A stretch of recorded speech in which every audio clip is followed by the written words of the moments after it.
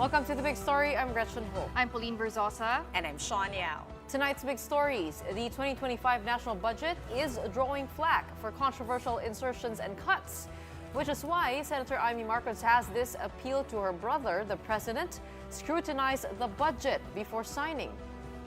Now, a former COA commissioner says there's nothing wrong with the use of fictitious names or aliases in confidential fund disbursement, but on certain conditions. And convicted drug trafficker Jane Veloso could be back home soon. She has been transferred to a Jakarta prison for the repatriation process.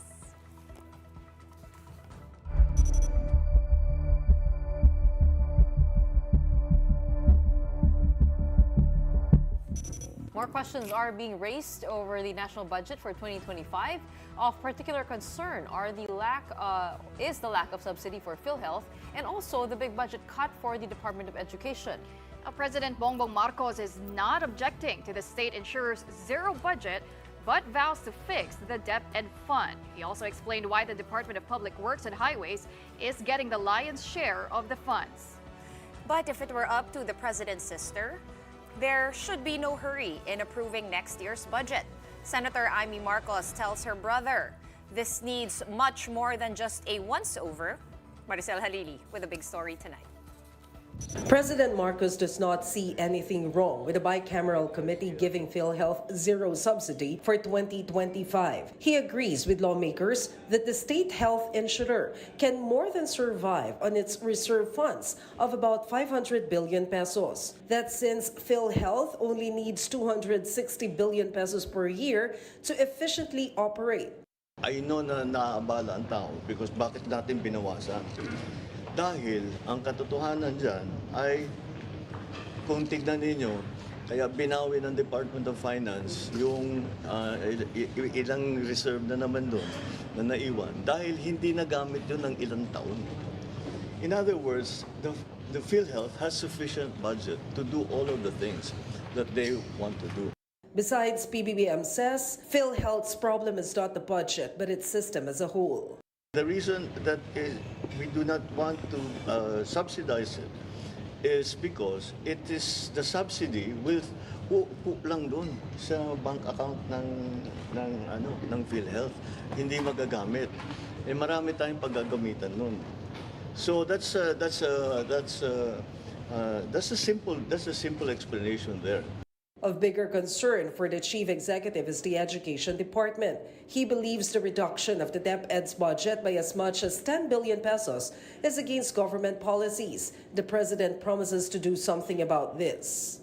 So we're working on it to make sure that we will restore it. I do not want to line item veto anything because that just gets in the way. Bearing the brunt of the DepEd budget cut is its computerization program. President Marcos says this is vital to his administration's policy direction to strengthen STEM, or science, technology, engineering, and mathematics. But congressmen have been questioning the computerization project, particularly when Vice President Sara Duterte was still the DepEd chief. They cited laptops purchased in 2023 but are yet to be distributed to teachers, and the underutilization of funds. It turned out that only 2 billion of the 11 billion peso budget for the project was used in 2023. Nung nakaraang mga panahon, nagiging notorious ang DepEd, no, sa pagiging delay nila sa kanilang mga procurement, no? At lalong-lalo na yung pag-uphold nila ng transparency and accountability.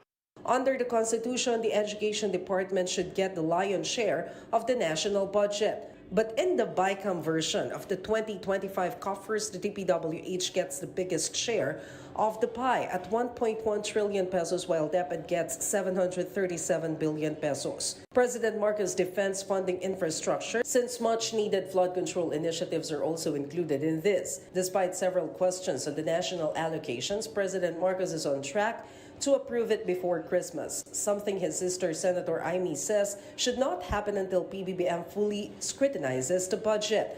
The senator is specifically questioning the restoration of the budget for AKAP, or the Ayuda sa Kapos ang Kita program. She appeals to her brother to think before signing. Sinusuway ka ng mga taong akala mo makakabuti para sa iyo at sa bayan. Nako, ayan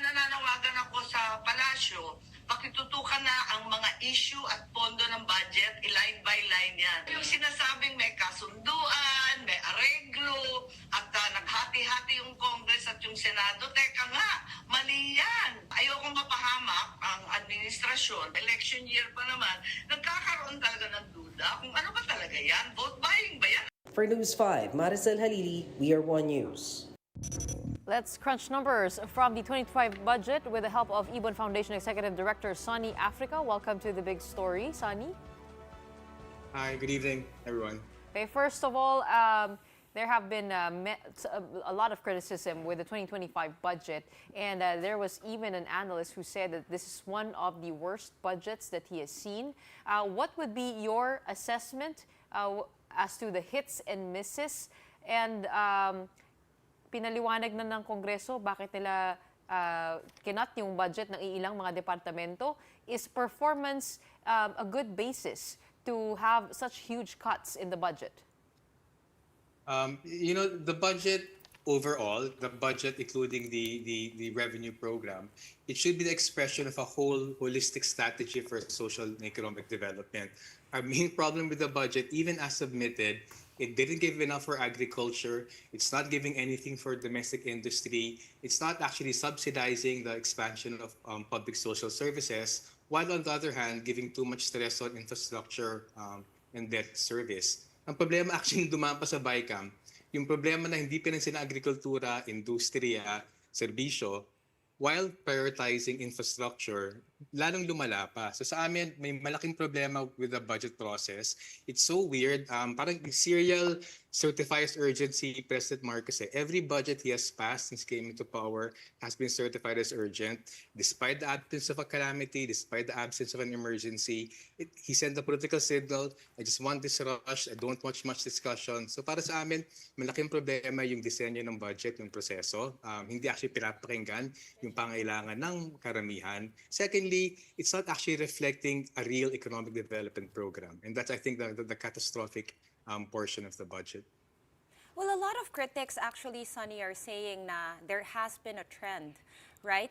Starting from the start of this administration and even before. When we talk about confidential funds, since yun yung mainit na issue before, no, napapansin natin lumalaki. That's also a trend.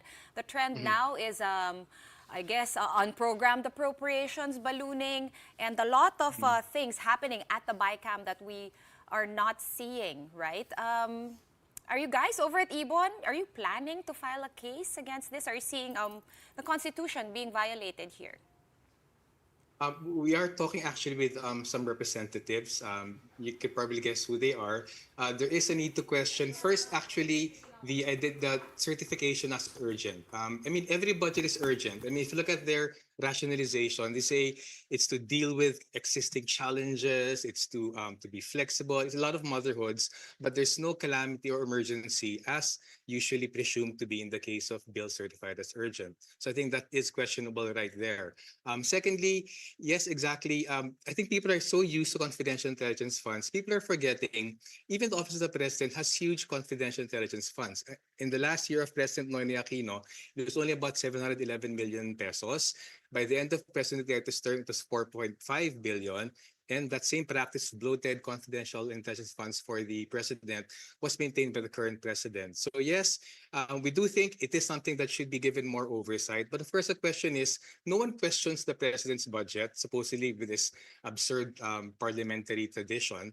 But I think if people aren't going to be exercising oversight for the funds of those at the top, not just of the vice president, even the president, that sends a very bad signal in terms of what's your accountability for the funds, public funds that you're holding. So I think that is something that has to be addressed. In terms of magnitudes, it's not, the few tens of billions of pesos in CIF. That's, it's a trickle compared to the 6.5 almost billion peso budget. But again, it's the principle behind it. If public officials can get away with spending without accountability, or with accountability only from a Congress that is unfortunately servile to the executive, that sends a very bad signal about corruption all the way down to the local level. So I think it has to be addressed. The unprogrammed funds, again, it's a good point. It's crazy. Last year's budget, well, this year's budget, is about 5.7, 5.8 trillion. The BICAM committee, in their few meetings, they juggled around 1 trillion pesos. This year, they juggled around 860 billion pesos. That's about 470 billion in realignments, and then the about 370 billion in additional program appropriations. And again, very dubious, and medyo kabastusan na sinabi nila, ibubukas namin sa publiko. But things were not actually transparent even in that BICAM process. So I think those two have to be addressed. On top of our more fundamental problem, the budget should be the expression of a real development strategy based on the needs of Filipinos and the economy. But it isn't. It really isn't. Sunny. It's austerity for the poor and social services while maintaining budgets for pork patronage and infrastructure that benefits just a few Sunny, corporations. On this same thought, right? We have spoken to a bunch of lawmakers here on this very show. We've asked them about, the confidential funds of other civilian agencies. And of course, a lot of people would say that the president, as the commander-in-chief of the police force and the AFP, that he deserves to have some sort of a CIF, right? But that's not just the point. They also mentioned that, nobody complained about the use and the liquidation of the confidential funds of so-and-so agency. That's why we're not looking into it and we're not exercise our oversight powers to look into the budget. Should we just file complaints so para masilip yung mga confidential funds so ibang ahensya? Like, how do we even begin to tackle this problem? Actually, the guidelines released on CIF are fantastic. There are lots of pages, a lot of controls. It identifies the role of the COA, it identifies the role of Congress, it defines what are allowable and not allowable. Actually, if that was implemented well, that could be done. The core problem is the main body that should be exercising oversight over the budget, Congress, they are too slavish to the president. I mean, I think a bit of an original sin.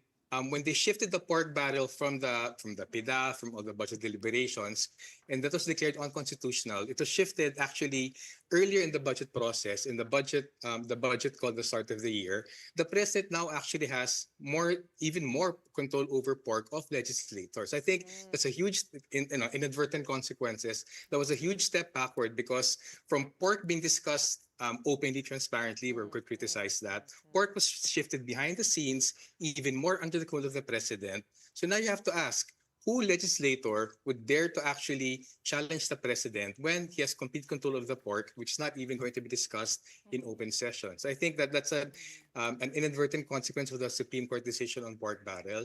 There are, of course, a few legislators, especially among the progressive parties groups, who can challenge that, but they need help. I mean, they need the access to the information, they need COA reports, they need documentation, and it's easy to file a case, but again, you also have to prove your case, and there's so many barriers to that case being proved. Having said that, honestly, the guidelines for CIF use, they're actually fantastic. They just need to actually be implemented with the right sort of political, it's such a cliche, with the right political will for that.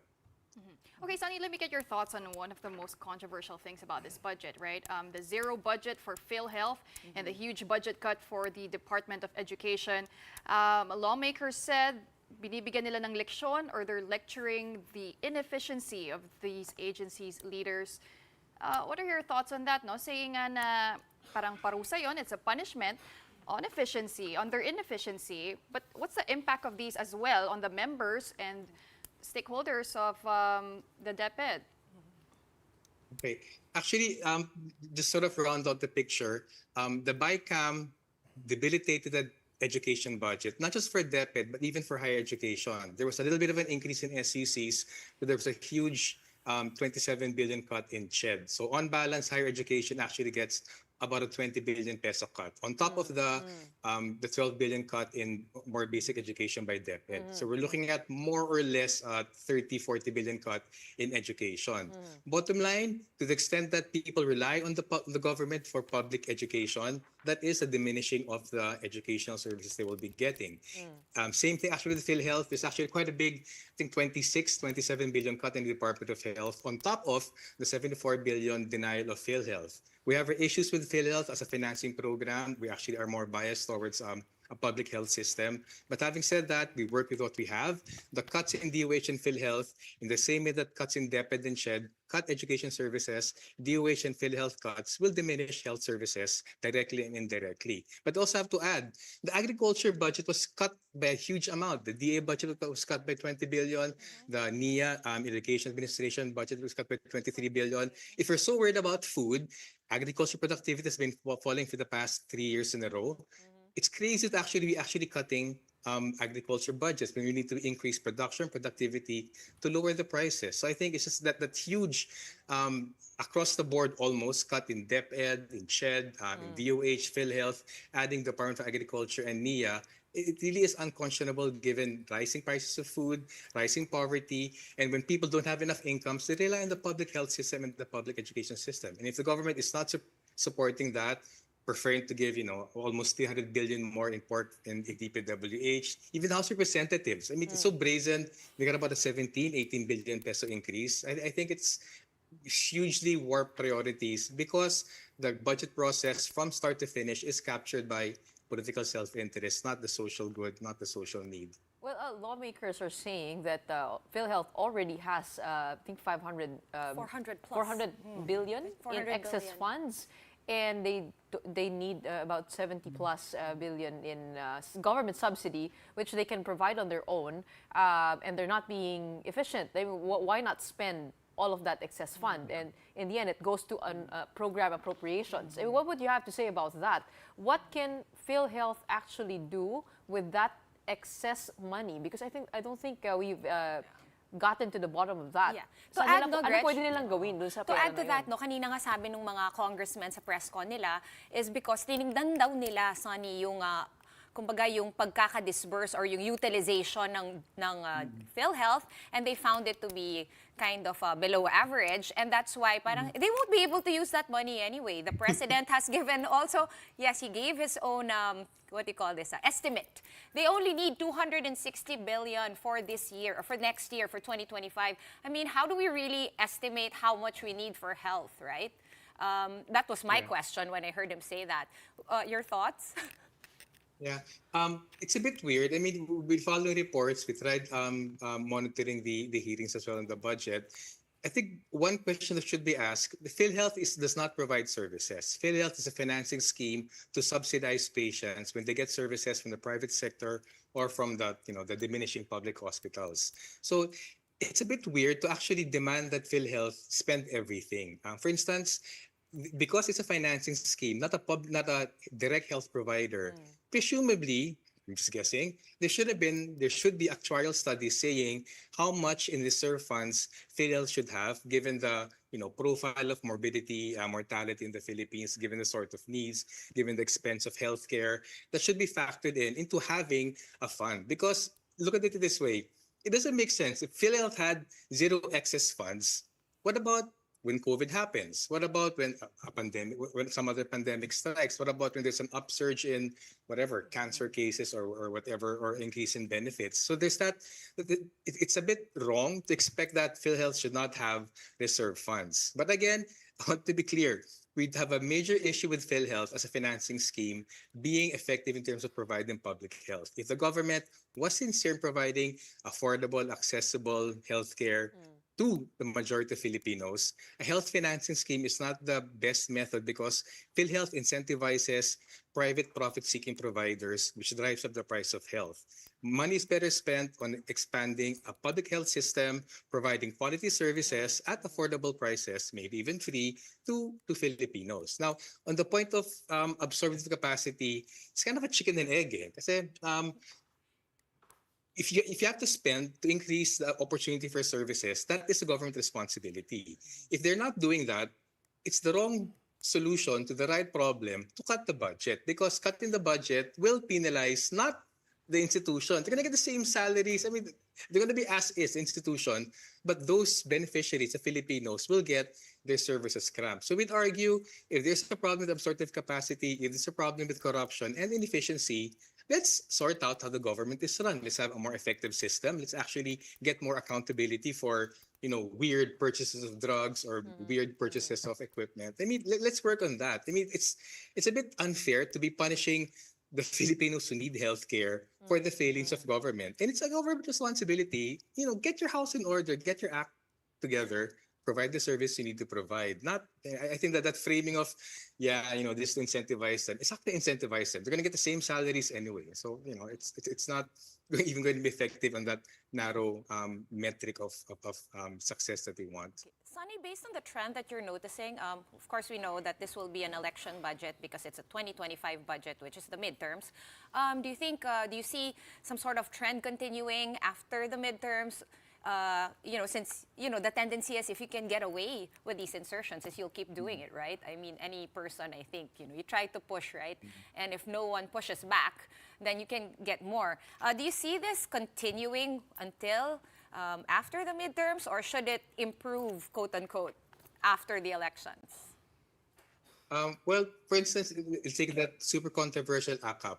It's very weird that the four-piece program was cut by 50 billion pesos. It was a 114 billion peso program. It's now about 64 billion. So the four-piece program was cut by 50 billion. Then the ACAP, which was not in the budget submitted to Congress after the SONA, which Speaker Martin allegedly inserted, like he did for 2024, the 26 billion budget for that right now. I think that's a good case study because the four-piece, at the very least, it's gone through a long process over the last decade and a half of getting the beneficiaries listed, getting a system for monitoring who gets what. So again, with 4.5 million beneficiaries, there was going to be leakages, but more or less, it's they spend about 7 or 8% of the program funds on administrative costs. So there are listed beneficiaries in the four-piece. The ACAP is crazy. They have this really absurd, who are going to be beneficiaries? If they're below minimum wage, that's 2/3 of Filipinos are below minimum wage. Filipinos in distress situation. Oh my God, every Filipino is economically distressed. Well, not everybody, but the huge majority is economically distressed right now. So, they have these nice words, but it's hiding basically a completely discretionary fund. And I'm not even sure how to interpret what Senator Po said. There's 5 billion for Senate and then 21 billion for Congress. That's a slush fund. That's so weird. So again, I think it's very revealing.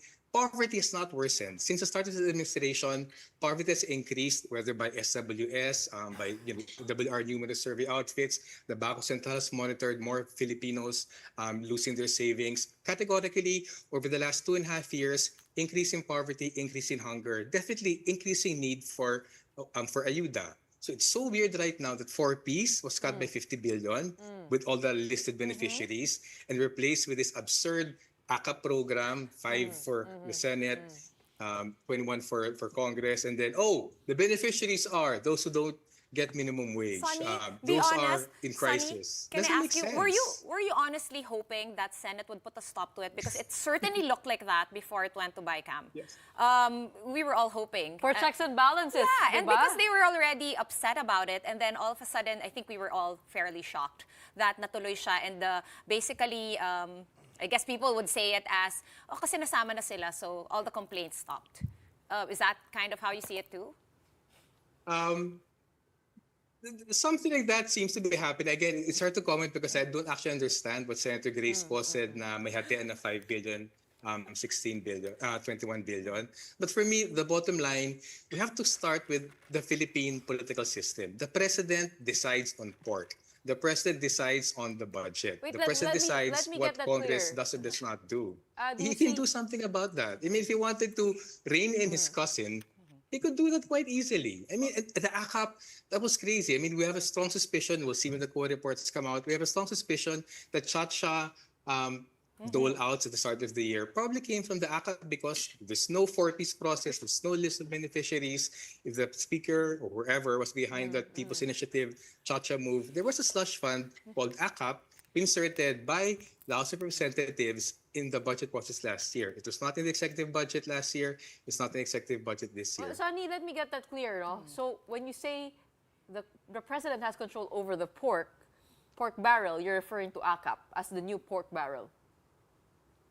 Not just ACAP. Every year, January, February, March, is a budget call.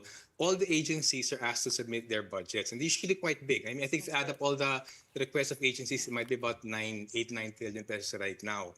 The thing is, before, under PDAF, you saw at least That was crazy, but at least you saw the lobbying of what district, what representative, what senator got for whatever purposes they had.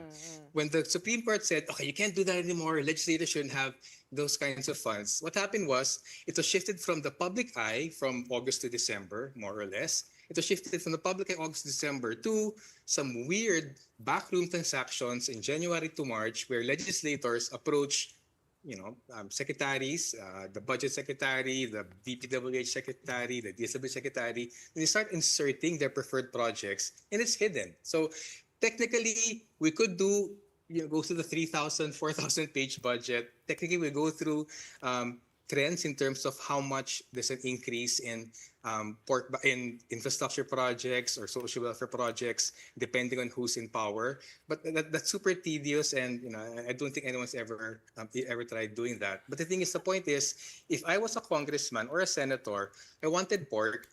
Pre-PDAF decision, I would have to argue for that in public during the hearings, July to December. Post decision, I now talk to some secretaries and they sneak in my request, and it's noted by the budget secretary. The budget secretary knows everything. It's noted by the budget secretary, and then they submit it to Congress in July, and all the pork allocations are there. You have a bit more. I think it's a bit greediness now. If despite that, they sneak in the unprogrammed funds, that again might be an unintended consequence. Maybe because that first round of negotiating in the first quarter wasn't enough. Maybe, depending on political developments, maybe other legislators wanted to assert more, or maybe they had more leverage, I don't know, for the budget season. And now they're using the mechanism of unprogrammed funds to increase their pork even more. But the pork battle, in the sense that it's integrated in the executive budget passed to Congress, the president through the DBM and the DOF has complete control over that. Okay, Sunny, what are your thoughts on the DPWH also getting the lion's share of the budget for next year? They have a 1 trillion peso allocation, but traditionally, and just based on the Constitution, we know that the education department, or the education sector rather, has always had the highest allocation in the budget. But earlier today, President Marcos did say they're changing the way budgets are structured to ensure that big ticket projects are not delayed. What are your thoughts on that? I think the infrastructure budget is about 1.5, bit or probably over 1.5 trillion right now. This is distributed across many agencies. About 1.1 trillion is already in DPWH because of the 289 billion budget increase by the BICAM. I have three major points about that. Infrastructure, for some reason, it's so biased against social needs.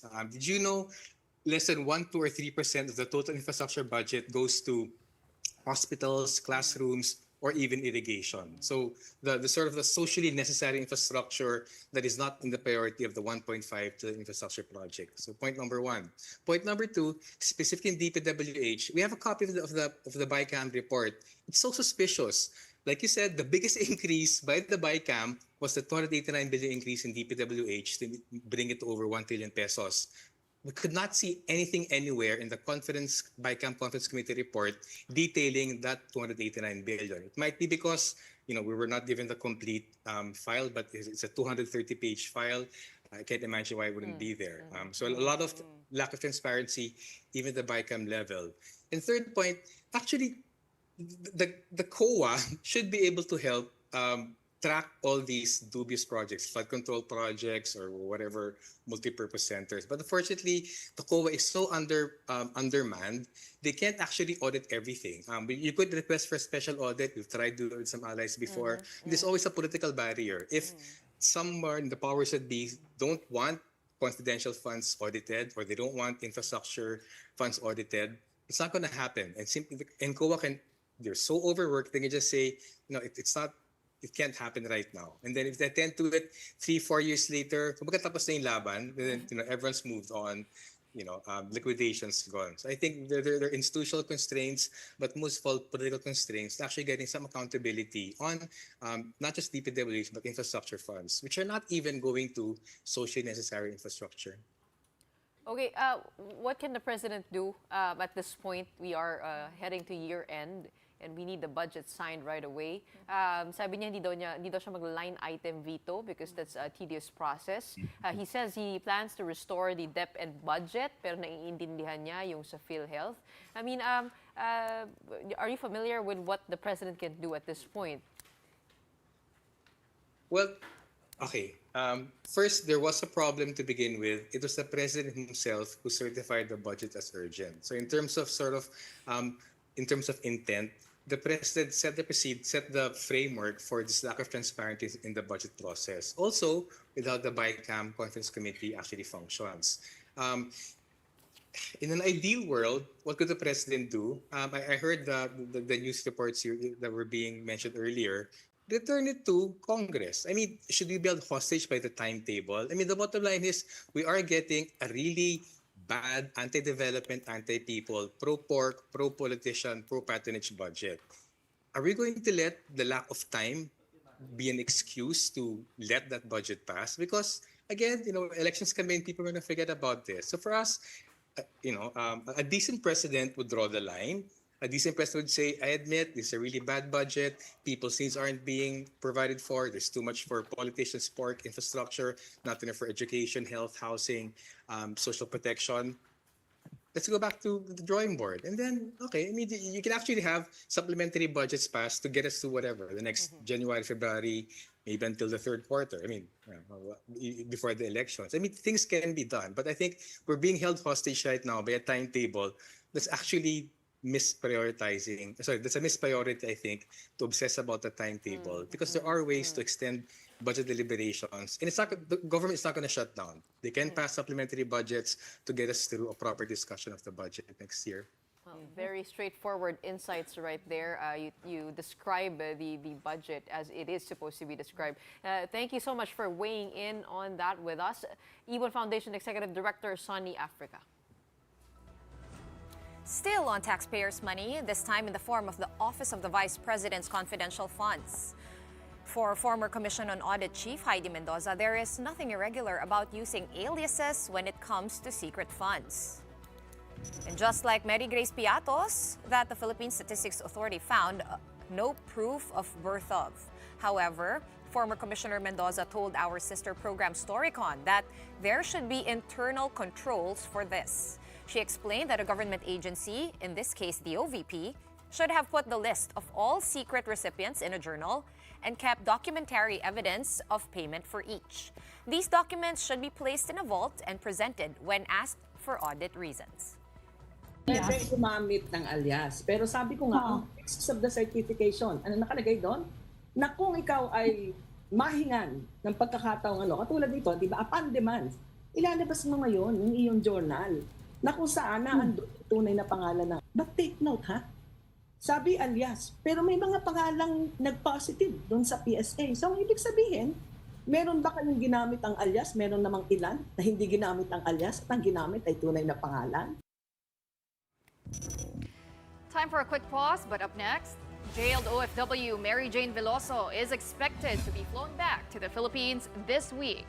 The details on her homecoming when we return. Keep it here.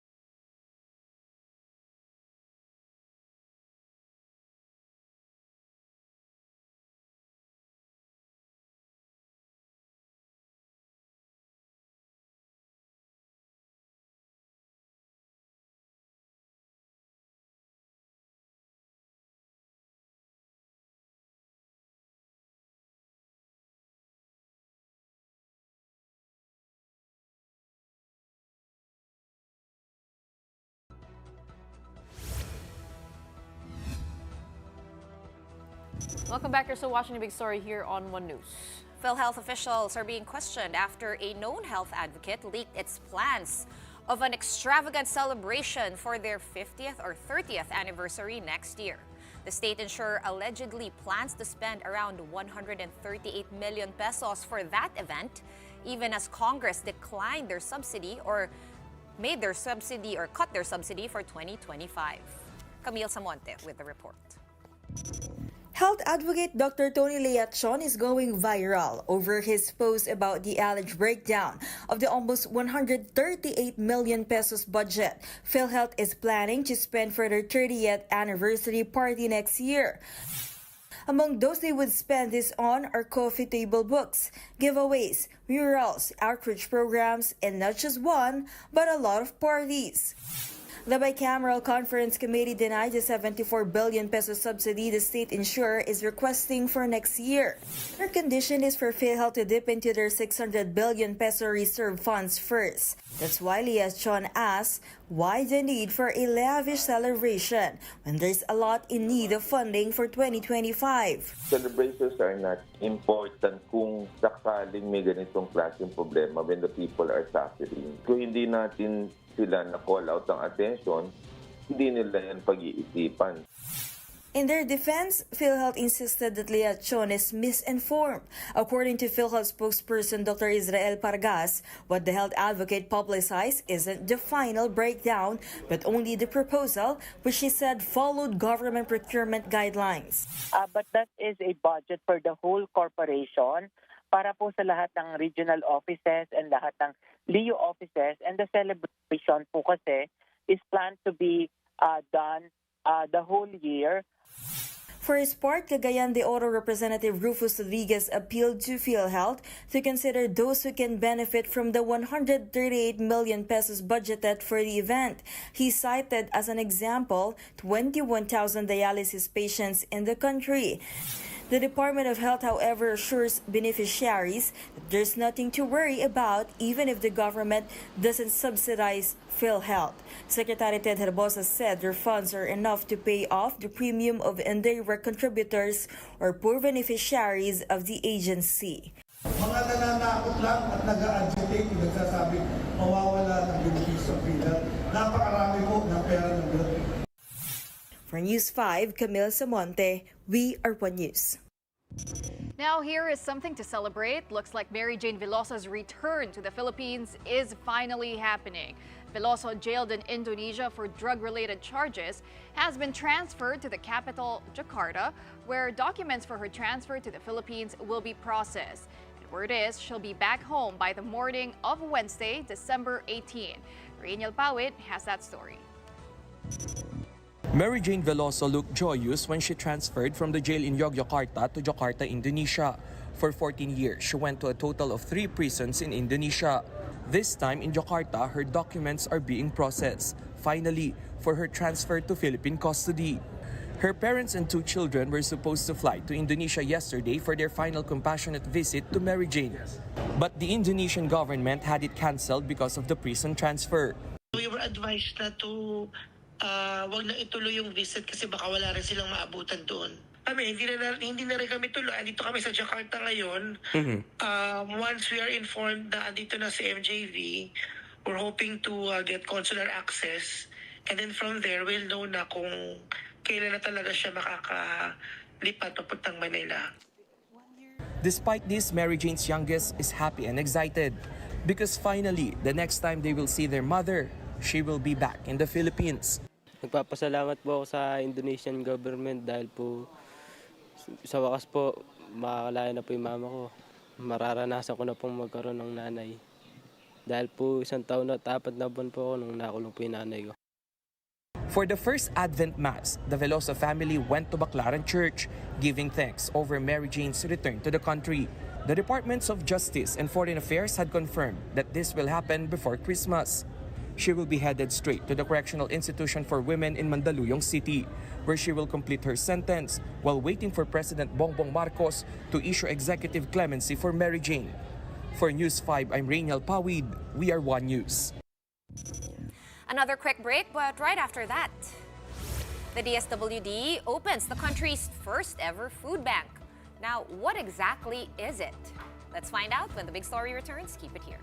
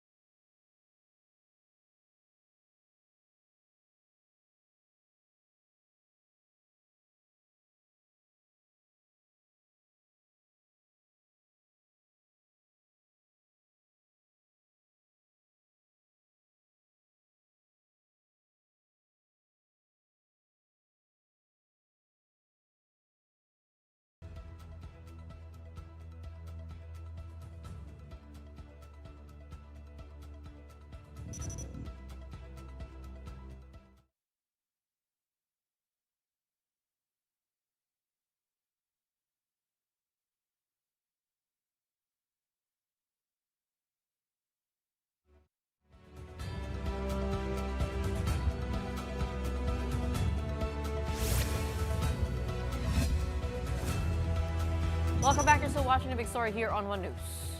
The Department of Social Welfare and Development has launched the country's first ever food bank, and it has been dubbed as the Walang Gutom Kitchen. Here is Laila Panghilinan with the story. The Department of Social Welfare and Development has launched Walang Gutom Kitchen at the Old Pogo Hub, turned Oplan Pagabot Center in Pasay City. The First Lady Liza Araneta Marcos graced the event and distributed hot meals to the beneficiaries of this program. This is the country's first ever public-private food bank, making a groundbreaking effort to address food shortage and reduce waste. Ang basic na konsepto, 'di ba, sa mga hotel, sa mga restaurants, may mga sobra silang pagkain na kadalasan tinatapon lang. Yan yung nakikita natin araw-araw na marami nagsasabi, nanghihinayan sila, bakit tinatapon? Kesa itapon lang yung pagkain, maraming nagugutom, ibagsak nila dito, kami naman ang magsisigurado na yung mga nagugutom nating kababayan makakakuha ng pagkain araw-araw. This initiative invites private sector partners from the food industry as well as individuals to donate surplus food supplies. It is rooted in Republic Act number 9803 or the Food Donation Act of 2009, which has only now been fully implemented. The DSWD has guaranteed that all food donors are thoroughly screened and come from reputable companies across various food industries. This ensures that the donated food is safe and nutritious, particularly for vulnerable groups such as homeless families, teens, and individuals seeking shelter at the Oplan Pagabot Center second floor. Basta nagugutom ka, pwede ka pumunta dito. Wala tayong pipiliin. Every day, this center will open. And then, of course, while supply lasts. Isang daan lang po, ma'am. Napapakasya ko lang po sa amin para may papakain lang po yung pamilya ko. Sa bangketa po ako natulog, ma'am. Kaya malaking pasasalamat ko po dahil sa DSWD, sa Walang Gutom program. The Walang Gutom Kitchen welcomes anyone in need of a meal, extending its support beyond specific groups to all who are hungry. However, to ensure fairness and sustainability, patrons are encouraged to eat on-site as take-home food is not encouraged. For News 5, Laila Pangilinan, we are One News. I did a story back then on Food Rescue Philippines, an NGO who gets the food wastage of buffets, restaurants, collects them and feeds them to the hungry. Ang ganda ng idea na to. Sana mapakalat pa nila yung walang gutom kitchens all over the Philippines. Kasi sobrang daming nasasayang na pagkain. It's really heartbreaking.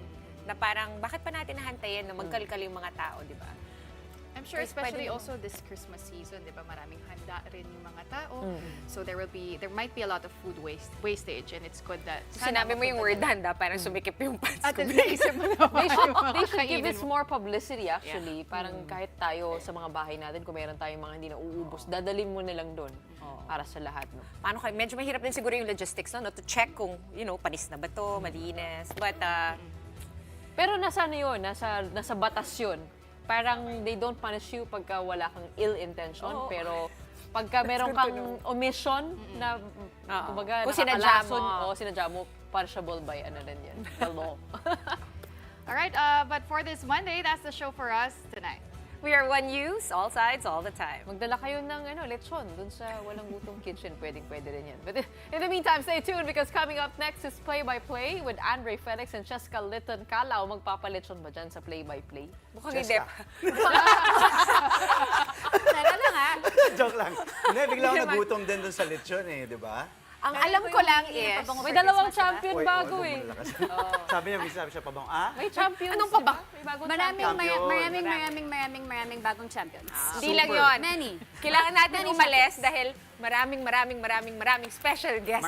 Si Andrea at si Cheska today. So kailangan namin mag-buy down sa inyo. Thank you. Next time na yung lechon Thank you, Ate Gretch, Tita Sean, and Boss Pawi. Enjoy the lechon. Well, we've got not lechon, but the aftermath of last night's intense battle for the UAAP men's basketball crown. Title victories as well in UAAP football and the Spikers turf. And we've got the UAAP women's basketball champions in the house. The NU Lady Bulldogs join us live. That's right. I'm Andre Felix. And I'm Cheska Litton Calao. And here's tonight's play-by-play. Ramiro, the show by Mamoy. Future moves puts it up. Unbelievable. Gemma on the left side.